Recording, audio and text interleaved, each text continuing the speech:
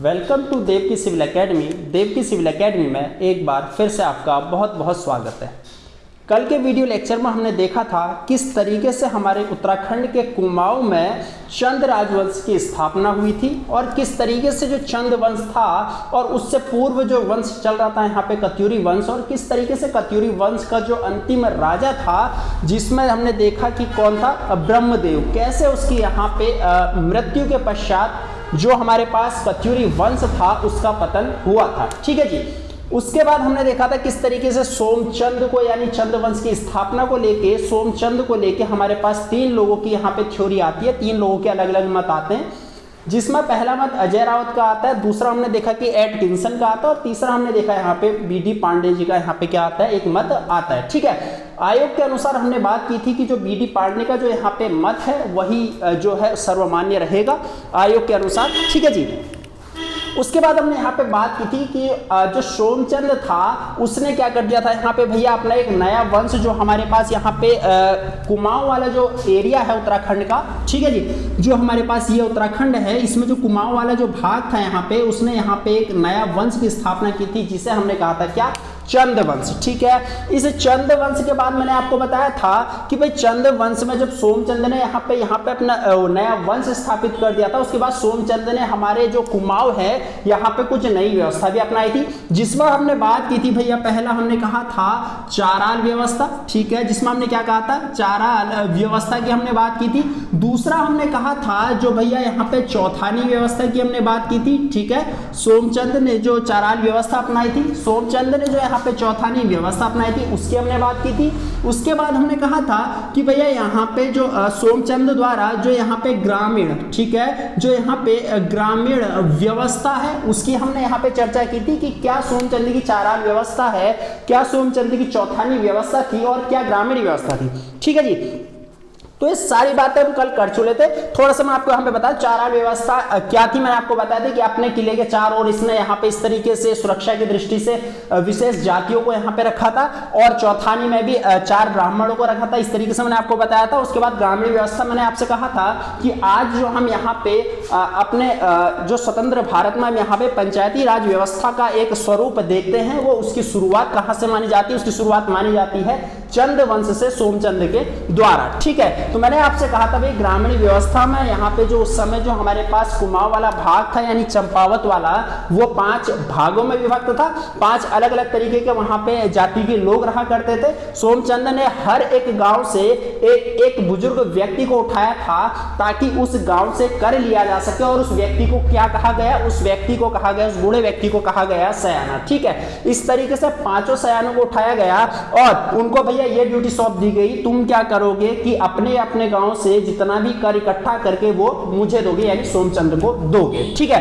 तो भैया उन 5 गांवों ने मिलके प्लानिंग करी कि हम क्या करते हैं भैया, इन 5 जो सयाने हैं इनको मार देंगे, कर नहीं देंगे। तो भैया वो क्या करते हैं, ठीक ऐसा ही करते हैं, कर लेने जब सयाने जाते हैं तो वो क्या करते हैं, पांचों के गर्दन को काट देते हैं।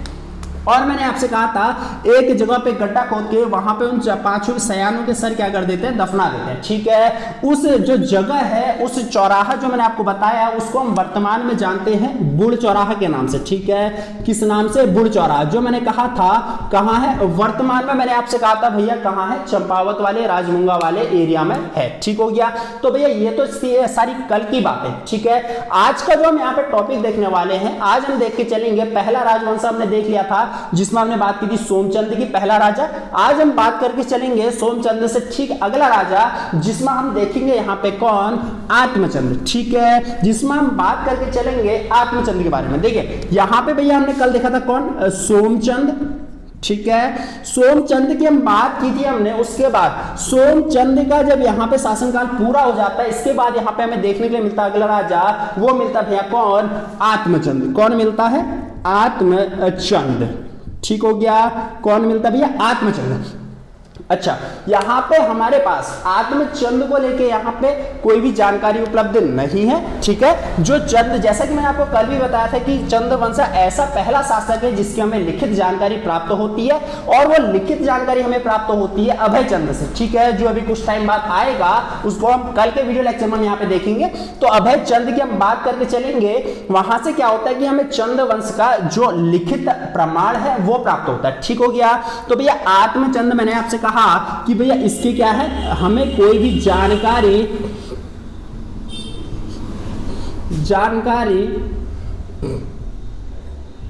मौजूद नहीं है, ठीक है, यानी जो आत्मचंद है इसकी हमारे पास कोई जानकारी मौजूद नहीं है, ठीक हो गया जी।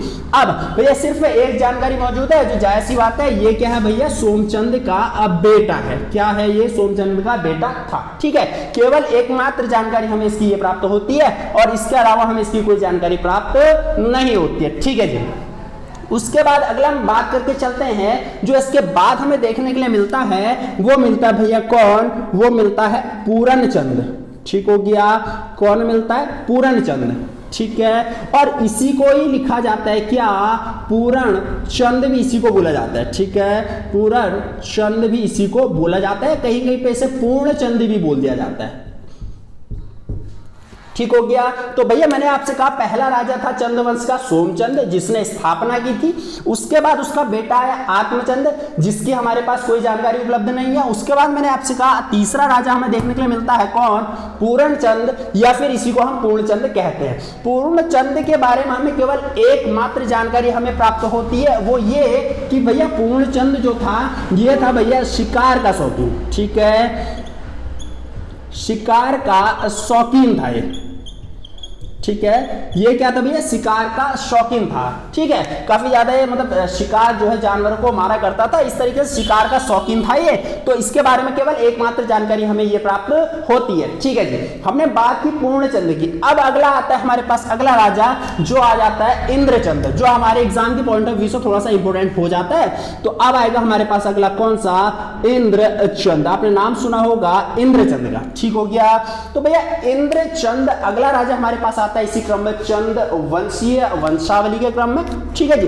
तो इंद्रचंद के बारे में यहाँ पे कुछ बेसिक बात करके चलते हैं। तो भैया जो इंद्रचंद था, ठीक है, ये इंद्रचंद जो है ये पहला ऐसा राजा था हमारे उत्तराखंड, केवल कुमाऊं का ही नहीं, केवल गढ़वाल का ही नहीं, पूरे उत्तराखंड का एकमात्र ऐसा राजा था जिसने क्या किया, रेशम का कारखाना हमारे कुमाऊं में स्थापित किया, या यूं कहूं कि रेशम का कारखाना हमारे उत्तराखंड में स्थापित किया, ठीक है। तो भैया क्या बताया मैंने यहाँ पे, मैंने कहा भैया जो इंद्रचंद था ये पहला ऐसा राजा था, ठीक है, पहला राजा जिसने क्या किया, जिसने कुमाऊं में, ठीक है, जिसने कुमाऊं में, या फिर जो स्पेसिफिक लोकेशन है वो मैं आपको बताऊं तो भैया वो काली कुमाऊं वाले क्षेत्र में, ठीक है, काली कुमाऊं, या फिर वर्तमान में जिसे हम चंपावत के नाम से जानते हैं, वहां क्या किया इसने भाई, चंपावत वाले एरिया में रेशम कारखाना स्थापित किया। क्या किया, रेशम कारखाना स्थापित किया, ठीक हो गया, रेशम कारखाना स्थापित किया। किसने किया भैया, इंद्रचंद ने, ठीक हो गया।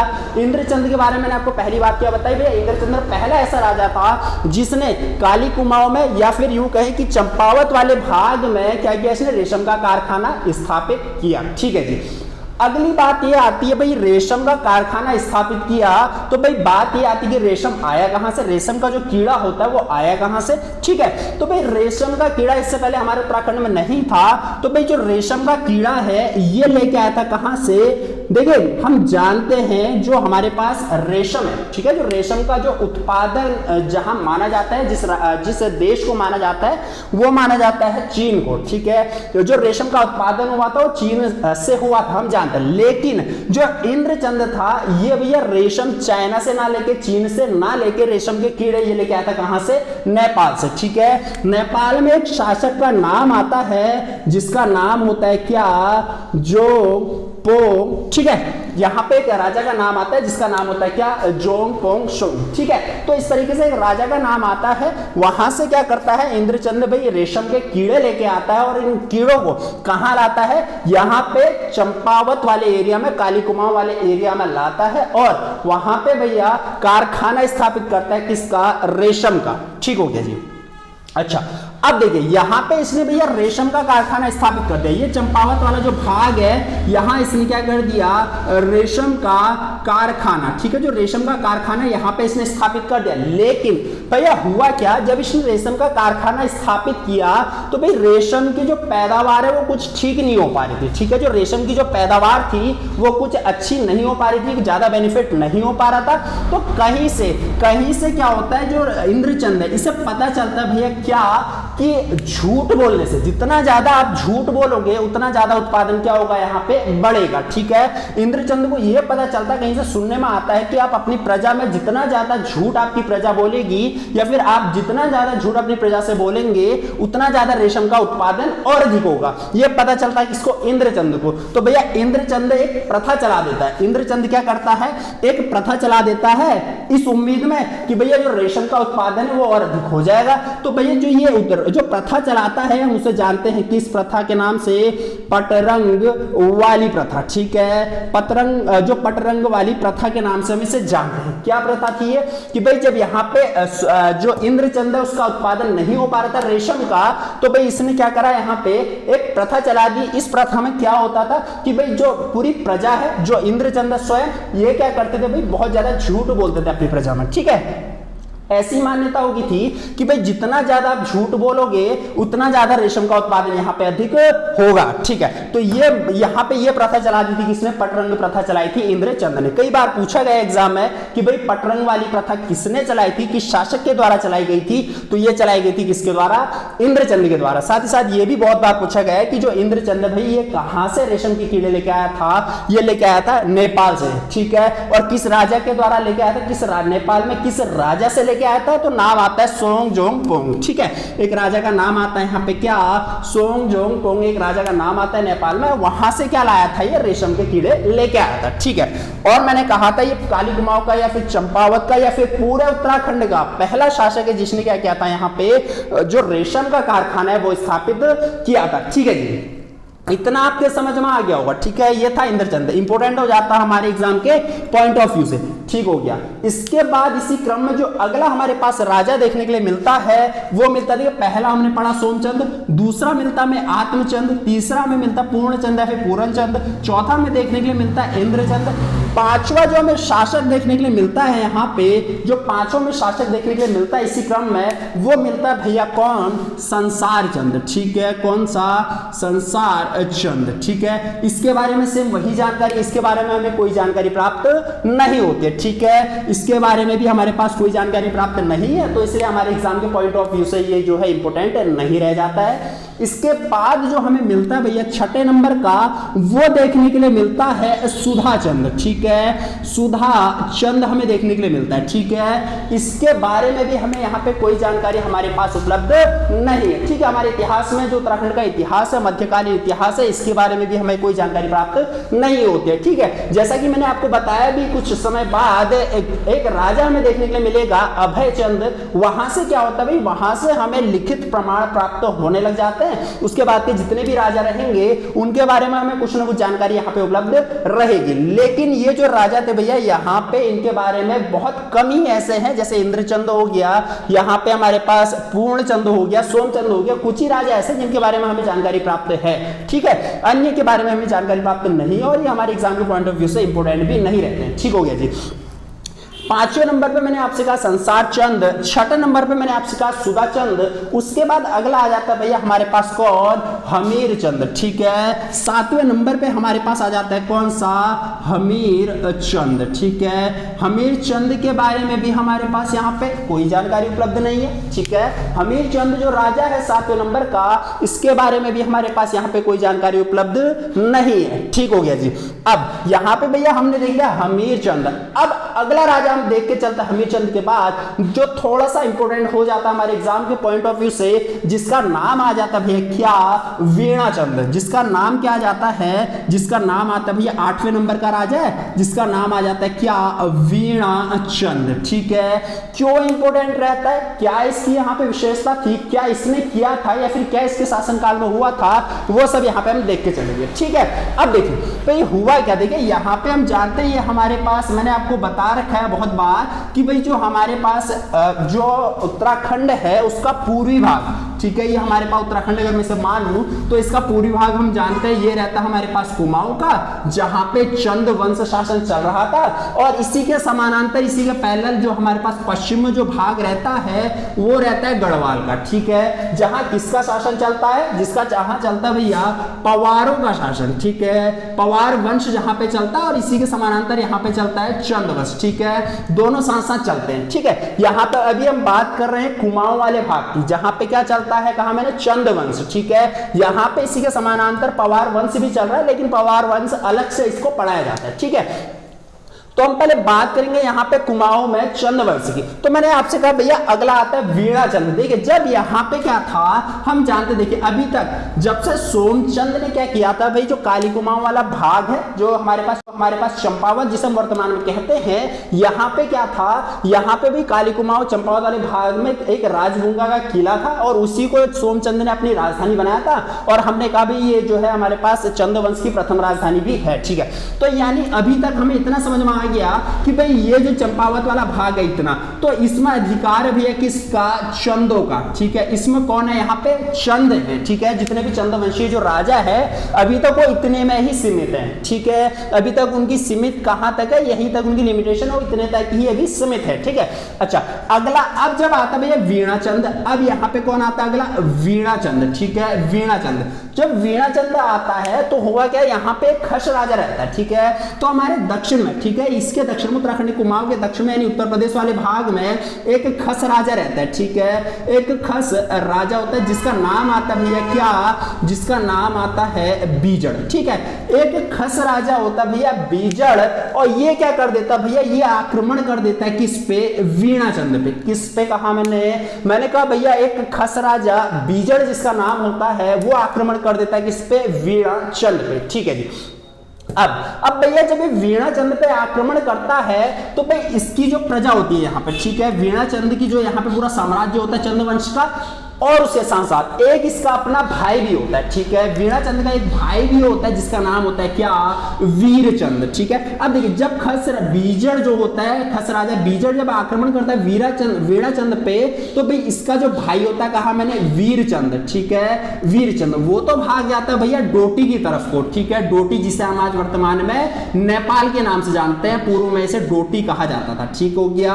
तो भैया ये क्या था, भाग जाता है कहां कहा मैंने, ये भाग जाता है भैया नेपाल की तरफ को, डोटी की तरफ को। कौन, वीरचंद, वीणाचंद नहीं वीरचंद, ठीक है। वीरचंद कौन था, वीणाचंद का भाई था, ठीक है। और जो बाकी प्रजा होती है प्लस वीणाचंद होता है, तो जो बाकी चंद और वीणाचंद हो जाते हैं ये भाग जाते हैं भैया पश्चिम की तरफ को, ठीक है, पश्चिम की तरफ। देखिए अभी तक यहाँ चंपावत काली कुमाऊं वाले एरिया में थे, अब जब यहाँ पे खस राजा बीजड़ ने आक्रमण किया तो भाई ये भाग गए यहाँ से पश्चिम की तरफ। कौन कौन भागे, ये भागे भैया कौन, वीणाचंद प्लस जो बाकी इसकी प्रजा है, चंद्रवंशी जो प्रजा है, ठीक है, ये भाग जाते हैं पश्चिम की तरफ। और जो भैया यहाँ पे इनका जो वीरचंद है, जो वीणाचंद का भाई है, वो भाग जाता है डोटी की तरफ यानी नेपाल की तरफ, ठीक हो गया जी।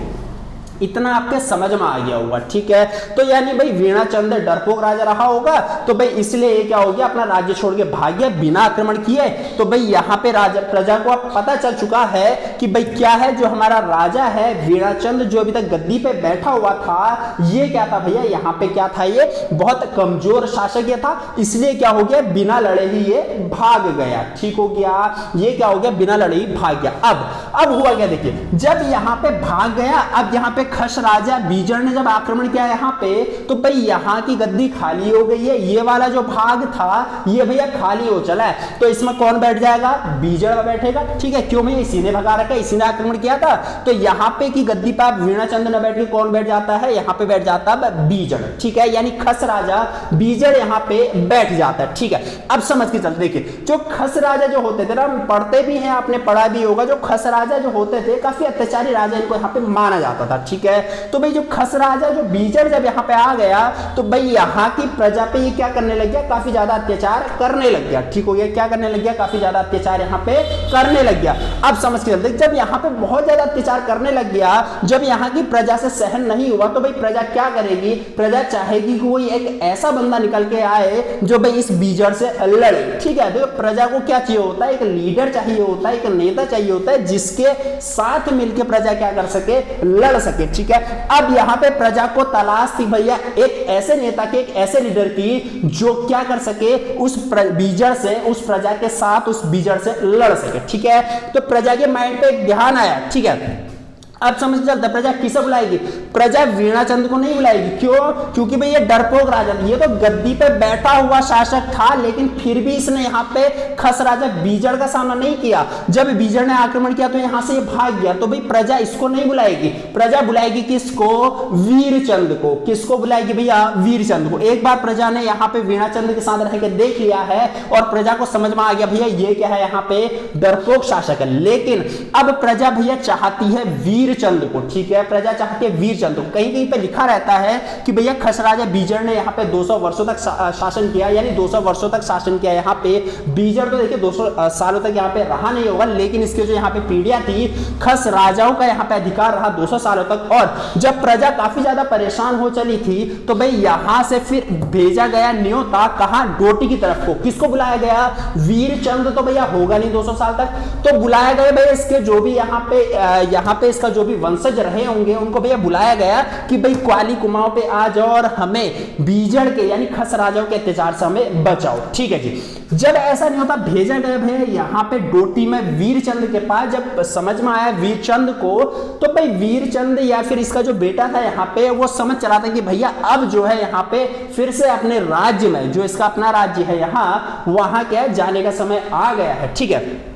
अब भैया देखिए यहाँ पे हुआ क्या, जब यहाँ पे वीरचंद को समझ में आता है कि अब यहाँ जाने का समय आ गया है तो भाई वीरचंद आता है यहाँ से यहाँ की तरफ को। अब समझ के चलिएगा, देखिए यहाँ पे तो आ गया, ठीक है, लेकिन अब भाई यहाँ से यहाँ पे डायरेक्ट आक्रमण करना इतनी बड़ी बेवकूफी तो वीरचंद नहीं करने वाला है। क्यों, क्योंकि भैया ये जो हमारे पास खस राजा बीजड़ बैठा हुआ है यहाँ पे, भाई इतने सालों तक ये तो इतना शक्तिशाली हो गया होगा, अब अचानक से नया बंदा आके बीजड़ पे आक्रमण करके उसे हरा दे, ये तो संभव नहीं है। तो भाई पहले इसका काम क्या होता है, अब देखिए सारी जनता, मैंने आपसे कहा था पश्चिम की तरफ भाग गई थी, ठीक है, काली कुमाऊं से पश्चिम की तरफ पूरी जनता भाग गई थी। तो भैया इसका काम क्या रहेगा, इसका काम रहेगा कि किसी तरीके से क्या किया जाए, इस जनता को एकत्रित किया जाए, इस जनता को क्या किया जाए भैया, सूचित किया जाए कि यहां से मैं आ रहा हूं, वहां से तुम आओ, और इस तरीके से हम साथ मिलके जो बीजड़ है उस पर आक्रमण करेंगे, ठीक है। तो भाई यहां पे इसके लिए अब ये डायरेक्ट तो यहां से यहां जाएगा नहीं, यहां से यहां जाना संभव नहीं है, बीच में बीजड़ बैठा हुआ है, तो यहां से अपना एक सेनापति नियुक्त करता है, ठीक है। यहां पे अपना वीरचंद एक सेनापति नियुक्त करता है जिसका नाम आता भैया, एक सेनापति ये नियुक्त करता है, ठीक है, एक सेनापति नियुक्त करता है, अपना एक सेनापति स्वीकारता है ये, जिसका नाम आता है भैया क्या, जिसका नाम आता है सोन खड़ायन, ठीक है, इसका नाम क्या आता है, सोन खड़ायन। जो सोन खड़ायन ये अपना सेनापति नियुक्त करता है, इससे कहता है कि भैया तुम कहां जाओ, तुम जाओ जितने भी चंद वंशीय जो भी यहाँ पे प्रजा थी जो फैल चुकी है भैया बीजड़ के आक्रमण के द्वारा, उन सबको इकट्ठा करो और मैं यहां से आऊंगा और हम साथ मिलकर बीजड़ पे आक्रमण करेंगे, ठीक है। ऐसी प्लानिंग होती है भैया वीरचंद की। ठीक ऐसा ही होता है जो सोन खड़ायन जो सेनापति नियुक्त किया होता है वीरचंद ने अपना, वो क्या करता है भैया, जितने भी चंद वंशीय प्रजा है उसको एकत्रित करती है, और प्रजा को एकत्रित करने के बाद भाई वीरचंद और यहां से जो प्रजा है, जो चंद्रवंशी प्रजा है, वो आक्रमण करते हैं बीजड़ पे, ठीक है। बीजड़ पे देखिए खस राजा उस समय बीजड़ नहीं था, उस समय जिस समय आक्रमण किया वीरचंद ने, उस समय जो खस राजा का अंतिम शासक, ठीक है, खस राजा का अंतिम शासक, जो अंतिम शासक उसका नाम यहाँ पे आता है क्या, सोपाल, ठीक है, उसका नाम आता है सोपाल। तो खस राजा का जो खस वंश का या फिर खस राजा जो था अंतिम जो सोपाल था, उस पे आक्रमण होता है वीरचंद का, और यहाँ पे जो चंद प्रजा है, ठीक है, चंद्रवंशी जो प्रजा है उसका आक्रमण होता है, और अंतिम जो यहाँ पे खस राजा होता है सोपाल, इसको यहाँ पे मार दिया जाता है। और फिर से एक बार फिर से यहाँ पे क्या हो जाता है, कुमाऊं के जो काली कुमाऊं वाला चंपावत वाला भाग है वहां पे एक बार फिर से भैया राज्य स्थापित हो जाता है। किसका? चंदों का, ठीक है, किसका? चंदों का। किसकी बदौलत? वो होता है वीरचंद की बदौलत। यानी हम कह सकते हैं कि भाई एक बार फिर से चंदों को एकत्रित करने का काम भैया किया किसने? वीरचंद ने, ठीक है, किसने किया? वीरचंद ने फिर से चंदों को एकत्रित करने का काम किया, ऐसा हम यहाँ पे कह सकते हैं, बोल सकते हैं, ठीक है। तो भाई ये कहानी थी किसकी? जो वीणाचंद की, और उसके बाद हमने यहाँ पे वीरचंद की कहानी भी हमने यहाँ पे देख ली है, ठीक है। और इसी के साथ साथ यहाँ पे क्या हो जाता है, जो खस राजा था, अंतिम खस राजा जो सोपाल था, अंतिम खस राजा सोपाल था, उसकी भी यहाँ पे मृत्यु हो जाती है, ठीक है। हमने भैया वीणाचंद देखा 8वें नंबर का, और फिर इसके बाद हमने इसी का भाई देखा, कौन सा? वीरचंद, ठीक हो गया। हमने यहाँ पे बात की वीणाचंद की, उसके बाद हमने यहाँ पे बात कर ली किसकी? वीरचंद की। इतना आपको यहाँ पे समझ में आ गया होगा, ठीक है जी, इतना आपके यहाँ पे समझ में आ गया होगा, ठीक है। अब थोड़ा सा आगे बात करके चलते हैं अगले नंबर का राजा, ठीक है। 10वें नंबर का राजा हमारे पास आता है भैया, जिसका नाम आता है क्या? नानकी चंद, ठीक है, जिसका नाम हमें देखने के लिए मिलता है क्या? नानकी चंद, ठीक हो गया। अभी तक हमने यहाँ पे क्रम से हम देख रहे हैं कि चंद्रवंशी कम से कम यहाँ पे 45 से 50 के आसपास यहाँ पे चंद्रवंशी कुल राजा रहे थे वंशावली के अनुसार। तो उन सभी राजा को हम यहाँ पे देखने की कोशिश करेंगे, जिस क्रम में हम 10वें नंबर पे पहुंच गए, जिसमें हम बात करेंगे अब नानकी चंद की, ठीक है। नानकी चंद के बारे में यहाँ पे ज्यादा कोई खास बात नहीं है, लेकिन इतना इसके टाइम पीरियड की मैं बात करूं तो इसका जो टाइम पीरियड रहा है, जो समयकाल रहा है 1181 से लेके 1216 तक, ठीक है, सॉरी 1195 तक, 1181 से लेके 1195 तक इसका शासनकाल रहा है, ठीक है, इतना ईस्वी तक इसका शासनकाल रहा है। तो भैया अब देखिए यहाँ पे ये शासनकाल देख के तो आपको एक चीज समझ में आ गई, क्या? कि भैया 1191 में एक सन आपको याद आ गया होगा कि भाई इसी के बीच में एक सन आता है 1191, ठीक है, इसी के बीच में एक सन हमें देखने के लिए मिलता है, कौन सा? 1191। क्या होता है भैया 1191 में? 1191 सन में क्या होता है? 1191 जो सन होता है भैया, इस समय आक्रमण होता है कुमाऊं में, आक्रमण होता है कहाँ? काली कुमाऊं वाले भाग में। किसका होता है? अशोक चल्ल का। किसका होता है भैया? इस समय आक्रमण होता है किसका? अशोक चल्ल का, ठीक है, अशोक चल्ल का आक्रमण होता है 1191। आपने पढ़ा होगा, ठीक है, अक्सर कई बार एग्जाम में पूछा भी गया है कि भाई अशोक चल्ल का आक्रमण किस सन में होता है, तो कब होता है? 1191 में। तो जब उस समय जो हमारे पास कुमाऊं का शासक कौन था? वो था भैया चंद्रवंशी शासक नानकी चंद। तो इसी के समय में, ठीक है, इसी के शासनकाल में जो हमारे पास अशोक चल्ल है, इसका आक्रमण हमें यहाँ पे देखने के लिए मिल जाता है, ठीक है। अब जब अशोक चल्ल की यहाँ पे बात आ रही थी, थोड़ा सा बेसिक बात कर लेते हैं। अशोक चल्ल कौन था? इसने आक्रमण मतलब कहाँ से ये बिलोंग करता था, ठीक है, थोड़ी सी बातें यहाँ पे अशोक चल्ल के बारे में करके चलते। देखिए अशोक चल्ल की मैं बात करूं, ठीक है, यहाँ पे लिख के चलता हूँ इसको। देखिए अशोक चल्ल जो था, ठीक है, जो हमारे पास अशोक चल्ल था, मैंने आपसे कहा भैया इसने आक्रमण कब किया? 1191 में, ठीक है, 1191 में इसने आक्रमण किया कुमाऊं में। किस पे किया भाई? जायज सी बात है, उस समय इसका समकालीन यहाँ पे नानकी चंद था, तो इसने आक्रमण किया होगा नानकी चंद पर, ठीक है, इतना आपके यहाँ पे समझ में आ गया होगा। अब समझ के देखिए, तो ये अशोक चल्ल की मैं यहाँ पे बात करके चलूंगा, 2-3 इसके बारे में बेसिक बातें करके चलते हैं, ठीक है।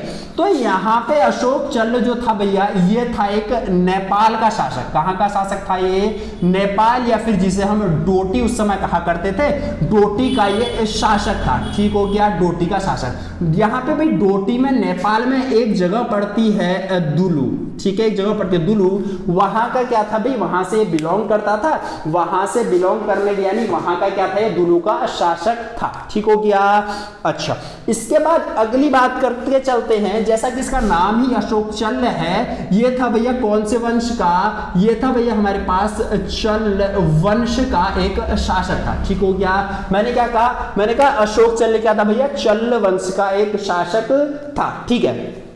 इसके कुल की बात करके चलते हैं, अशोक चंद्र के कुल की बात करके चलते हैं। जो भैया इसका कुल था वो क्या था भैया, वो था बैराथ कुल का। कौन से कुल का था ये, बैराथ कुल का। ये जो हमारे पास अशोक है ये कौन से कुल का था, बैराथ कुल का हमारे पास ये जो था बैराथ कुल का था। ठीक हो गया जी। अच्छा, ये थी कुछ बेसिक बातें। और इसकी यहाँ पे जानकारी कहां से हमें प्राप्त होती है, अशोक चल्ली की हमें जानकारी कहां से प्राप्त होती है ये देख के चलते हैं। इसकी जानकारी भैया हमें दो अभिलेखों से प्राप्त होती है।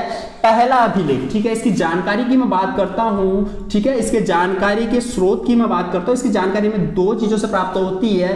पहला होती है भैया त्रिशूल अभिलेख, ठीक है, त्रिशूल अभिलेख से होती है। और दूसरा जो हमारे पास होता है वो होता है 12 हाट अभिलेख से, ठीक है, 12 हाट अभिलेख से। देखिए अभिलेख क्या होता है, मैंने उत्तराखंड का जब यहाँ पे इंट्रोडक्शन वाला वीडियो लेक्चर जो मैंने यहाँ पे बताया था उस समय मैंने सारी चीजें बताई थी कि अभिलेख क्या होता है, कितने प्रकार के अभिलेख होते हैं, ये सारी चीजें मैंने वहां पे कवर कर ली थी। ठीक हो गया। तो यहाँ पे जो जानकारी मिलती है भैया अशोक चल्ले की वो दो अभिलेखों से मिलती है। पहला मिलती है त्रिशूल अभिलेख से, दूसरा मिलती है 12 हाट अभिलेख से। ठीक हो गया। तो ये बात थी हमने किसकी, नानकी चंद की, और उसके साथ साथ अशोक चल्ले की हमने यहाँ पे बात कर ली। ठीक है जी। अच्छा, अब इसके बाद अगला राजा आता हमारे पास, कौन सा, अगला राजा हमें देखने के लिए मिलता भैया त्रिलोक चंद। ठीक है, अगला जो हमें यहाँ पे राजा देखने के लिए मिलता है 11वें नंबर का राजा, वो मिलता भैया कौन सा, वो मिलता हमें त्रिलोक, ठीक है, त्रिलोक चंद। ठीक हो गया जी, त्रिलोक चंद। अब भैया त्रिलोक चंद के बारे में एक दो बातें हैं जानने लायक जो हमारे एग्जाम के पॉइंट ऑफ व्यू से इंपोर्टेंट रहती है। ठीक है, पहली बात यह है कि भाई जो हमारे पास त्रिलोक चंद है, ठीक है, जो त्रिलोक चंद है इसके समकालीन एक राजा था भैया, कौन, अलाउद्दीन खिलजी। ठीक है, दिल्ली में इसके समकालीन एक राजा था जो कौन था, अलाउद्दीन खिलजी। यानी हम ये कह सकते हैं त्रिलोक चंद किसका समकालीन था, ये था भैया समकालीन था किसके, ये था भैया अलाउद्दीन, ठीक है, अलाउद्दीन खिलजी के। ठीक है, जो हमारे पास त्रिलोक चंद है ये किसके समकालीन था, ये समकालीन था भैया किसके, अलाउद्दीन खिलजी। पूछा गया एग्जाम में कि भाई अलाउद्दीन खिलजी के समकालीन, जिस समय हमारे पास दिल्ली में अलाउद्दीन खिलजी बैठा हुआ था उसके समकालीन हमारे चंद वंश में कौन सा राजा था, तो भैया कौन सा था, कहा चंद वंशी। ये त्रिलोक चंद क्या था भाई, अलाउद्दीन खिलजी के समकालीन का राजा था। ठीक है।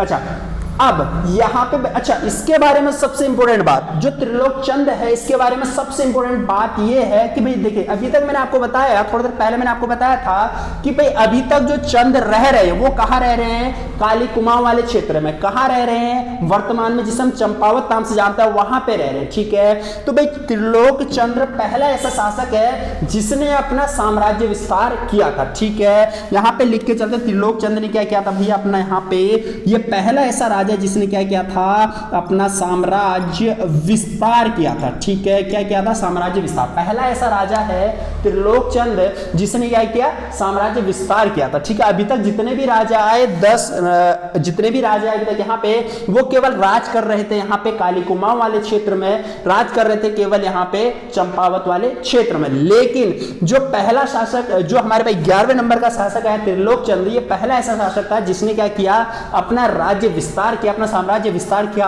और भाई काली कुमाऊं के साथ साथ ये थोड़ा सा इसने क्या कर लिया, यहाँ पे नैनीताल वाला जो भाग है, वर्तमान में सब नैनीताल कहते हैं, नैनीताल वाले भाग में भी इसने क्या कर दिया, अपना साम्राज्य विस्तार कर लिया। किसने, त्रिलोक चंद ने। ठीक हो गया जी, ये थी भैया त्रिलोक चंद की बातें। और साथ ही साथ भाई जब इसने साम्राज्य विस्तार कर लिया तो जाहिर सी बात है कि इनका जो क्षेत्र यहाँ पे रहा होगा, चंद वंश का जो क्षेत्र रहा होगा, इनकी जो प्रजा रही होगी उसका भी विस्तार यहाँ पे हो गया। चंद वंश थोड़ा सा और यहाँ पे क्या हो चले, थोड़ा शक्तिशाली हो चले। ठीक है, तो भाई अभी तक काली कुमाऊं पे राज कर रहे थे, थोड़ा थोड़ा विस्तार इन्होंने किया, अब पहुंच चले कहां तक, नैनीताल तक। ठीक हो गया, ये था हमारा आज का वीडियो लेक्चर। ठीक है, जिसपे हमने बात की, सबसे पहले हमने यहाँ पे बात की भाई सोमचंद के बारे में हम कल बात कर चले थे। आज हमने बात की भैया यहाँ पे दूसरा शासक आत्मचंद के बारे में, जिसमें हमने बात की भैया क्या कि आत्मचंद की जानकारी हमारे पास कुछ भी मौजूद नहीं है सिवाय इसके कि ये सोमचंद का